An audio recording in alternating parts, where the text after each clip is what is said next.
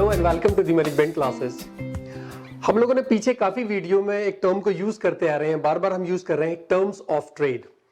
तो मुझे लगा कि मैं जरा सा इसको क्लियर कर दूं कि बेसिकली टर्म्स ऑफ ट्रेड का मतलब क्या है। तो ये वीडियो सिर्फ मैंने इसीलिए बनाई है कि हम आइडिया ले सकें कि टर्म्स ऑफ ट्रेड बेसिकली होता क्या है और किस तरीके से इसको कैलकुलेट किया जाता है।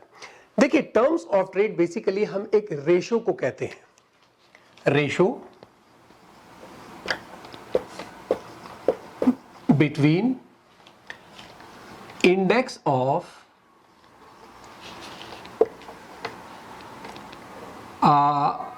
export price and index of import price।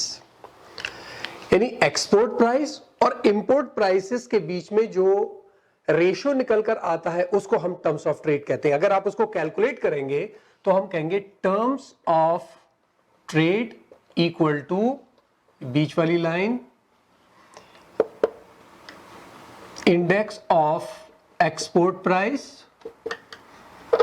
Upon index of import price. ये बेसिकली हमारा टर्म्स ऑफ ट्रेड है। यानी एक्सपोर्ट प्राइस और इंपोर्ट प्राइस के बीच में कितना रेशो है उसको हम टर्म्स ऑफ ट्रेड कहते हैं। जाहिर है सिंपलिसिटी के लिए आप ये भी कर सकते हैं कि हम निकालने के लिए इंडेक्स ऑफ इसलिए कहा जाता है क्योंकि इसमें कि हमें एक मॉनिटरिंग करनी पड़ती है। एक मॉनिटरिंग पर्पस होता है कि हम ये देखते, क्योंकि इसको हम एज एक पैरामीटर यूज करते हैं अपने इकोनॉमी की हेल्थ के लिए। तो जाहिर है हम इसके चेंजेस को, जो प्राइसेस में चेंजेस होते हैं, इनको एक इंडेक्स में रिकॉर्ड करते हैं, इसलिए इसको index of export price and index of import price कहा जाता है। सिंपलिसिटी के लिए आप ये भी ले सकते हैं कि बेसिकली जो रेशो है तो टर्म ऑफ ट्रेड क्या है, export price upon import price, ये आपका रेशो है। सिंपली अगर आप इसको कहें तो आप ये कहिए कि अगर मुझे एक यूनिट इंपोर्ट करना है, उसके लिए मुझे पैसे चाहिए, तो मैं कितना एक्सपोर्ट करूं कि मुझे इतना पैसा मिल जाए कि मैं एक यूनिट को इंपोर्ट कर लूं। दोनों तरह से हो सकता है कि आप एक यूनिट को एक्सपोर्ट करें और उस एक यूनिट में कितनी यूनिट आप इंपोर्ट कर सकते हैं, यह टर्म्स ऑफ ट्रेड कहलाता है। मैं पहले खर्च कर रहा हूं कुछ पैसे, अब अगर मेरे प्रोडक्ट के प्राइस बढ़ गए तो मुझे अब उधर से ज्यादा मिलेंगे और मैं देने वाला कम हूं, यानी मैं उतने ही पैसे में ज्यादा प्रोडक्ट खरीद सकता हूं। ये टर्म्स ऑफ ट्रेड कहलाते हैं। यानी एक्सपोर्ट प्राइस अगर बढ़ेगा तो मेरे टर्म्स ऑफ ट्रेड अच्छे होते हैं और इंपोर्ट प्राइस अगर बढ़ेगा तो मेरे टर्म्स ऑफ ट्रेड खराब होते हैं। एक एग्जांपल लें हम समझने के लिए, इसको बहुत सिंपल एग्जांपल है और ये किसी बुक से नहीं लिया, मैंने खुद इसको कोशिश की है कि ताकि आप लोग को ठीक से समझ में आ जाए। सपोज कर लीजिए कोई कंट्री ए है, वो एक्सपोर्ट करती है एप्पल, ए लिख रहा हूं मैं एप्पल में, वो एप्पल को एक्सपोर्ट करती, कोई भी कंट्री ए है, ये है कंट्री ए, करती है एप्पल को एक्सपोर्ट करती है वो, और 100 एप्पल्स एक्सपोर्ट कर रही है वो, और हर एप्पल का प्राइस उसने मान के चला है ₹10। तो टोटल कितने का एक्सपोर्ट किया उसने, 1000 का। क्लियर? एक कंट्री है, 100 एप्पल एक्सपोर्ट कर रही है ₹10 के हिसाब से, यानी 1000 रुपीज का टोटल एक्सपोर्ट वो कर रही है। इंपोर्ट भी कर रही है, लेकिन इंपोर्ट कर रही है वो ऑरेंजेस। ए एप्पल है और ओ ऑरेंज। ऑरेंजेस इंपोर्ट कर रही है, किस रेट से कर रही है? एक एग्जांपल सिंपलिसिटी के लिए हम लेके चलते हैं कि ये भी चलिए, 100 इंपोर्ट कर रही है, सबके प्राइस जो है वो 10 है और टोटल वो इंपोर्ट कर रही है 1000 रुपीस का। क्लियर है यहां तक? अब टर्म्स ऑफ ट्रेड क्या बनकर आएगा? हमने क्या लिया था, export price upon import price. Export price कितने हैं, 1000, इंपोर्ट प्राइस 1000।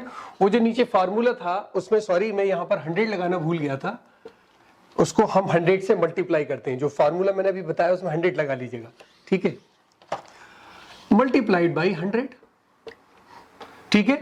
तो टर्म्स ऑफ ट्रेड इनका कितना निकल कर आ गया, 100। जितने का एक्सपोर्ट कर रहे हैं उतने का इंपोर्ट कर रहे हैं, यानी दोनों को आपने डिवाइड किया तो 1 आएगा, मल्टीप्लाई बाय 100 तो 100% हो गया, जितना जा रहा है उतना ही आ रहा है। ठीक है, अब हम अज्यूम करके चल रहे हैं, हमने एक एग्जांपल को एक अज्यूम किया है इसको, कि जो एक्सपोर्ट के प्राइसेस हैं वो बढ़ गए।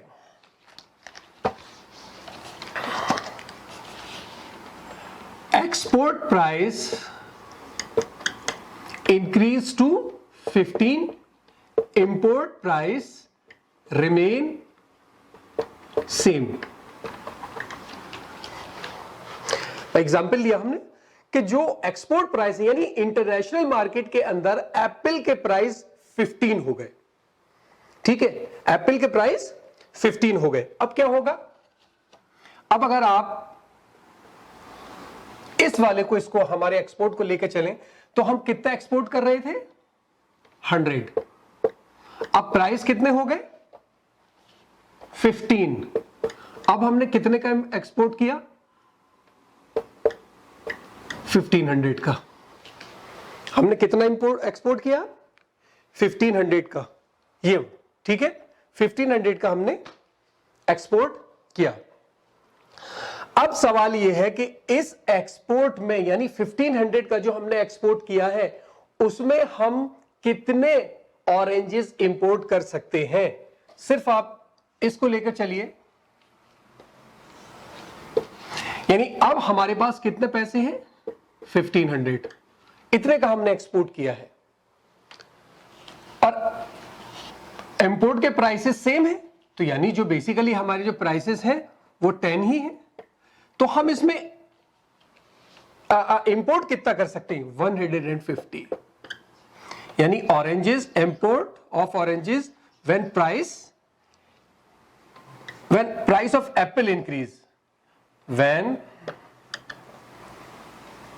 Price of Apple increase.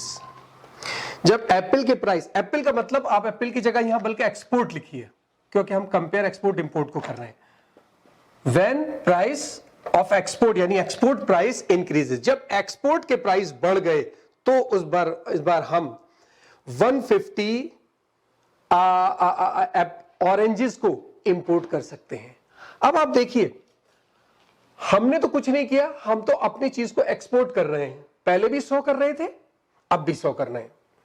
पहले जब हम 100 कर रहे थे तो हमें 100 ऑरेंजेस वापस मिलते थे, लेकिन अब क्योंकि एक्सपोर्ट प्राइस बढ़ गए हैं, अब हम 100 ही एक्सपोर्ट कर रहे हैं, लेकिन 150 ऑरेंजेस हमें मिल रहे हैं। हमारा टर्म्स ऑफ ट्रेड अच्छा हो गया। अब टर्म्स ऑफ ट्रेड क्या हो गया हमारा, अब हमारा कितना हो गया, एक्सपोर्ट हमने अब कितने का किया, 15 का,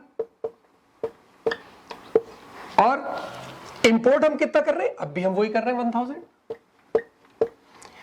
ये पैसे जो बढ़े हैं बेसिकली इसके बढ़े, मैंने यहां मिटा दिया, यहां आ रहे थे, ये जो है ना, इसके पैसे बढ़े, तो हमारा एक्सपोर्ट कितना है, 1500 का है एक्सपोर्ट, और इंपोर्ट अब भी हमारा वही है। हमने तो सीधे बताया कि इतने में हम इतने कर सकते हैं, प्राइस तो वही है जो हमने लिखा है यहां पर, मल्टीप्लाइड बाय 100। ठीक है, इन दो जीरो से ये जीरो निकाल दीजिए, इस जीरो से ये निकाल दीजिए, इज इक्वल टू 150 हो गया। अब हमें यहां पर 150, यानी अब हमारा टर्म्स ऑफ ट्रेड बढ़ गया, हमारा टर्म्स ऑफ ट्रेड अच्छा हो गया। यानी अब इससे हम ये भी निकाल सकते हैं कि अगर किसी कंट्री के एक्सपोर्ट प्राइस बढ़ते हैं तो टर्म्स ऑफ ट्रेड फेवरेबल होते हैं, और टर्म्स ऑफ ट्रेड फेवरेबल होने के अंदर जो हमारे टर्म्स ऑफ ट्रेड निकल के आएंगे वो मोर देन 100 होंगे। अगर बिल्कुल सेम है, जैसे मैंने 1000 लिया था तो 1 है, 100 होता है, ना ज्यादा ना कम। लेकिन अगर टर्म्स ऑफ ट्रेड अच्छे होने हैं तो terms of trade more than 100 होंगे, यानी हमारे यहां से जो रिसोर्सेस हैं वो जा कम रही है और आ ज्यादा रही है। जो हमारी कंट्री का कैपिटल है वो जा कम रहा है, आ ज्यादा रहा है। ठीक है, तो इसमें हमारा टर्म्स ऑफ ट्रेड अच्छा होगा। कॉन्ट्ररी ले लीजिए, अनफेवरेबल कब होगा? जब आपका एक्सपोर्ट प्राइस घटेंगे और इंपोर्ट प्राइस बढ़ जाएंगे। देखिए, अगर इंपोर्ट प्राइस बढ़ेंगे तो इसका मतलब अब उतनी ही क्वांटिटी को इंपोर्ट करने के लिए आपको ज्यादा पैसा देना पड़ेगा, है ना, और उतने ही पैसे में आप बहुत कम एक्सपोर्ट कर पाएंगे। तो इसका मतलब इस केस में हमारे यहां से जो हमारा कैपिटल है या जो हमारा मनी है वो ज्यादा जा रही है, कम आ रही है, तो ये अनफेवरेबल हो जाएगा। और इसके अंदर जो हमारा टर्म्स ऑफ ट्रेड है वो अंडर 100 रहेगा, 100 से कम होगा, 100 से ऊपर नहीं होगा।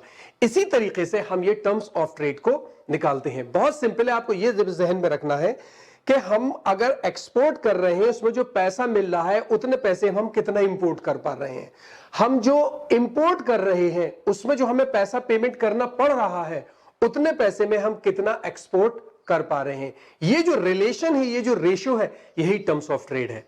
अगर प्राइस बढ़ते घटते हैं तो उसके हिसाब से टर्म्स ऑफ ट्रेड चेंज होते हैं। एक्सपोर्ट के बढ़ेंगे तो फेवरेबल होगा, इंपोर्ट के बढ़ेंगे तो अनफेवरेबल होगा उस कंट्री के लिए जो जहां पर ये कैलकुलेट किया जाता है।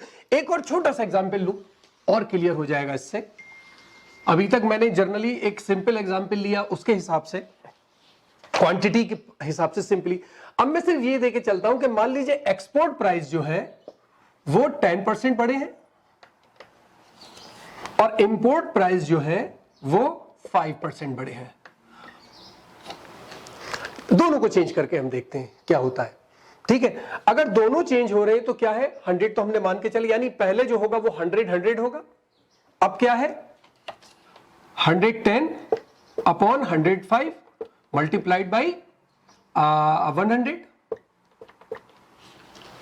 ठीक है, कितना आ जाएगा, 104.76 तक लाएगा। आप करिएगा 104.76, यानी आप 104.8 कर लीजिए इसको।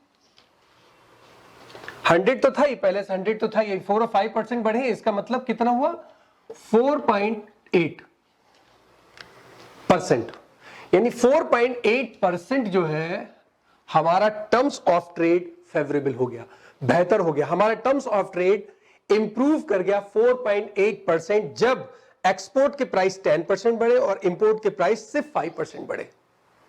घट भी सकते हैं, इसके घटेंगे तो और डिफरेंस आ जाएगा, इसके घटेंगे तो दूसरा डिफरेंस। इनके बढ़ने घटने में कितना भी चेंज हो सकता है, उसी हिसाब से आपका टर्म्स ऑफ ट्रेड निकल कर आएगा। और इसी को economics as a indicator use करते हैं अपनी इकोनॉमिक हेल्थ के लिए। वो देखते हैं अगर टर्म्स ऑफ ट्रेड ऊपर जा रहा है तो यानी इकोनॉमिक कंडीशन अच्छी हो रही है, टर्म्स ऑफ ट्रेड नीचे जा रहा है तो हमारी इकोनॉमिक कंडीशन खराब हो रही है। इसी से ये चेक करते हैं। अच्छा, एक चीज और है कि कभी कभी ऐसा भी होता है कि ये टर्म्स ऑफ ट्रेड इकोनॉमिक्स को एक रॉन्ग कंक्लूजन पर ले जाती है। क्यों? क्योंकि हम ये तो देखते हैं कि प्राइस बढ़ रहे हैं या घट रहे हैं, ठीक है, उनके हिसाब से हम कैलकुलेट कर लेते हैं टर्म्स ऑफ ट्रेड क्या होता है। लेकिन कभी कभी ऐसा होता है कि कुछ इस तरह के रीजंस होते हैं जिनकी वजह से प्राइस चेंज हो रहे होते हैं कि जो हमें लग रहा है कि हमारे लॉस है लेकिन हमारे लिए सही होते हैं। तो इसका मतलब यह है कि अगर आपको सही से इसको कैलकुलेट करना है तो उसके लिए आपको यह भी पता होना चाहिए कि किस वजह से प्राइसेस जो है वो इंक्रीज या डिक्रीज हो रहे हैं, चाहे वो एक्सपोर्ट के हो या इंपोर्ट के हो। ठीक है, और इंडेक्स वाली बात मैंने बताई आपको, ये बात को याद रखिए कि इसको index of export, index of import इसीलिए कहते हैं क्योंकि इसको हमें ट्रैक करना होता है। अपने इकोनॉमिक कंडीशन को चेक करने के लिए हम इसको देखते रहते हैं, मॉनिटर करते हैं इसको, इस वजह से इसको एक इंडेक्स में रिकॉर्ड करते हैं, इसीलिए इसको index of export price and import price कहते हैं। ठीक है, छोटा वीडियो है, मैं सिर्फ इसका एक कंसेप्ट क्लियर करना चाह रहा था और मुझे उम्मीद है कि आपकी समझ में आया होगा। कोई प्रॉब्लम हो तो मुझे कमेंट बॉक्स में बताइए। इस वीडियो में इतना ही। Thank you so much.